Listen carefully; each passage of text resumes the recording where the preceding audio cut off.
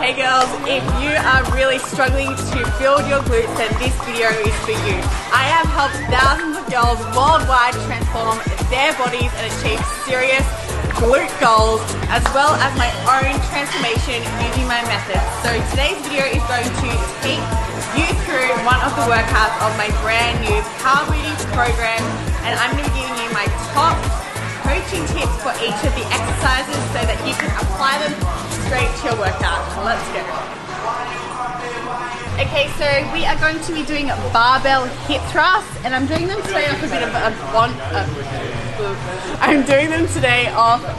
box setup. Usually I use a bench, but there's no bench around here, so a box it is today. I get asked a lot about how to get the barbell on top of you. Easy, sit into position with your back, your shoulder blades resting up on here.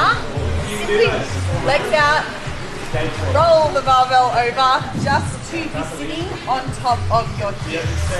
Next thing I do is get my feet into position.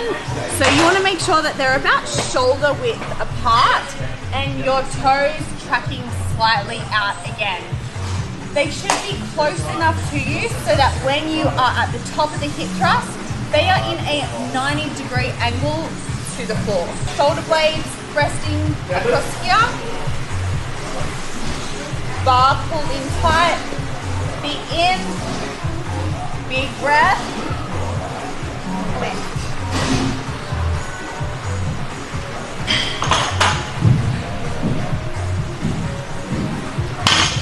Now with every rep that I am going up, I'm keeping my chin tucked down, neutral gaze forward, and with every rep, I've got that posterior pelvic tilt. So that is tucking, scooping your bum under. By having your chin tucked, this also helps to further engage your glutes as well. Also make sure that your ribs are kept down, your core is locked on tight throughout the whole movement, and you are really squeezing your glutes at the top of each breath. Often I get asked, how do I not feel this in my lower back, or I get a really sore lower back after a hip thrust? This is and can be due to the fact that you are hyperextending. You are pushing up way too high when it does come to the top of the hip thrust. You only need to hit a certain range of motion for your glutes to be in that maximum contraction. Make sure that you're not just swinging your hips up super high, because again, it's going to engage your lower back.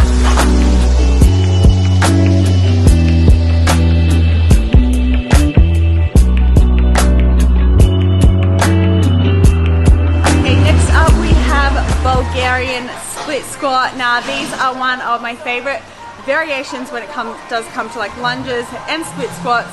Bulgarians I find more core dominant, and we are further enhancing this by how we are positioning our stance. Now, with a wider stride, you are actually hitting your glutes, as opposed to when it is a narrow stride, which is a more core dominant exercise. Now, in this one as well, we're going to be bending over at the torso to then allow our knee to come backwards with the rep, which again hits our glutes. If you're new to this exercise, you can still do body weight only, and body weight, trust me, is a killer.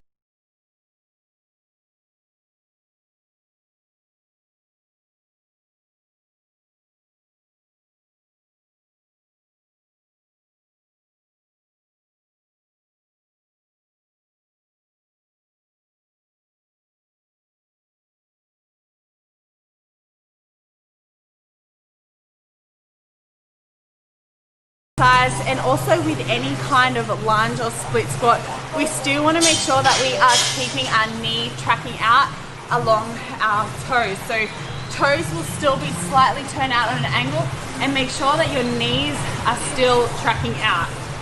And as I was saying with the back leg, when we are up in that positioning, make sure that you are coming backwards and letting your back knee sink in closer to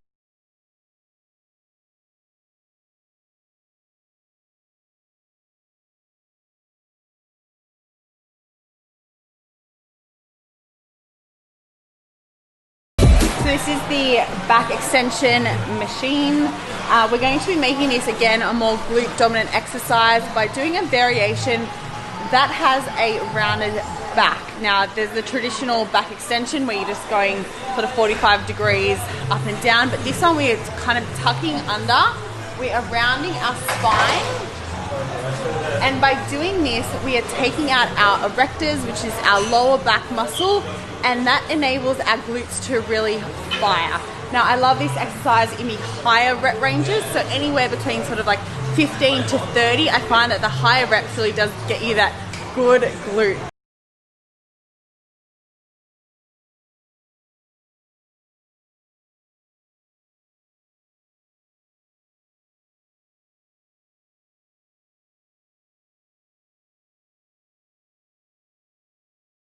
When you're doing this exercise, I want you to make sure that you're pointing your toes out.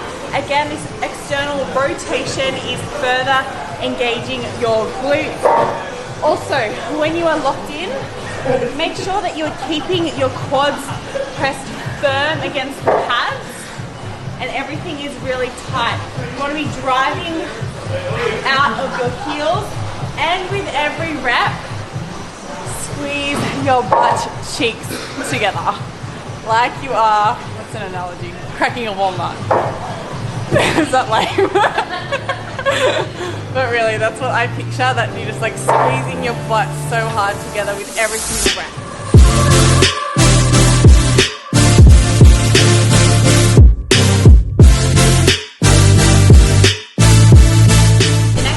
That we are moving on to is the leg press. Now we're going to be making this one a more glute dominant exercise with the variation with our feet high and wide on this. So just depending on where you place your feet, it will target your lower body a little bit differently.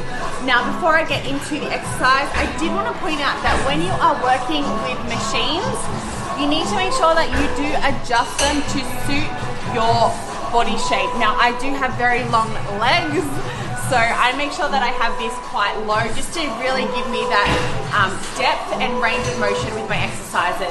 Now I usually do a warm-up set first, just on like this only, no weight, but when I get into my sets with this, we're going to be adding weight onto the machine with every set we do, just to really challenge ourselves. Okay, so as I said, this is going to be a glute dominant variation, so please take note of my foot placement. They're high and wide here. So we're going to make sure that our toes are slightly tracking out, and with each rep, this means that our knees need to stay out and tracking in line with our toes. No caving in of your knees here, girls.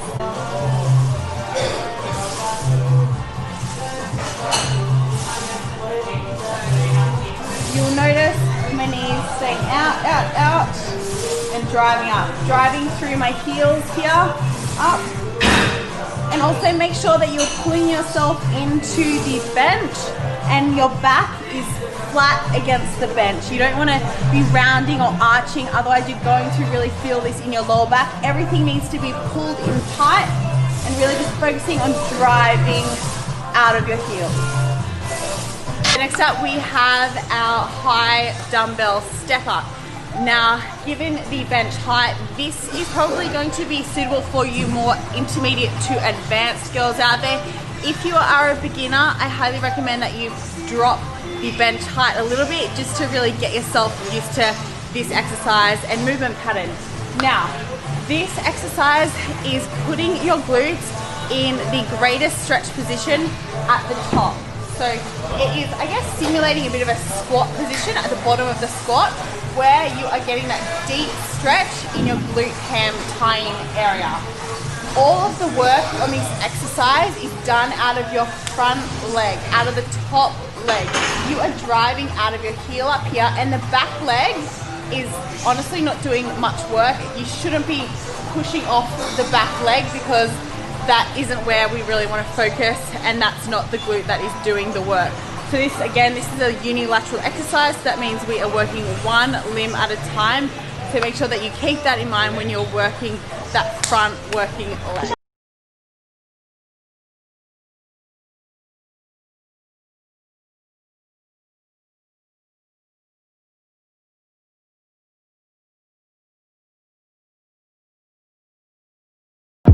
Okay, so my clients will know how much I love a really good glute finisher. So today I'm going to be doing just a body weight only, but trust me, do not underestimate the power of a body weight little finisher at the end of your workout. So this one is going to be single leg hip thrust into hip thrust into abductions, and then finishing up with some more hip thrusts. So lots of thrusting.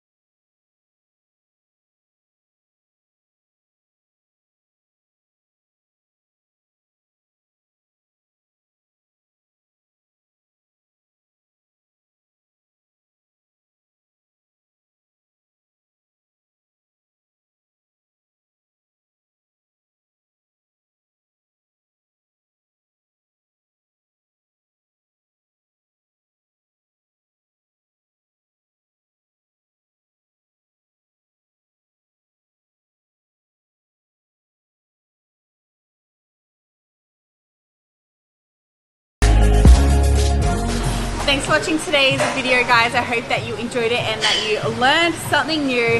Now, Power Booty is now available. So this really is your ultimate guide to glute training. So girls, if you are ready to step up your training and build some serious booties, then let's do it. I'd love to have you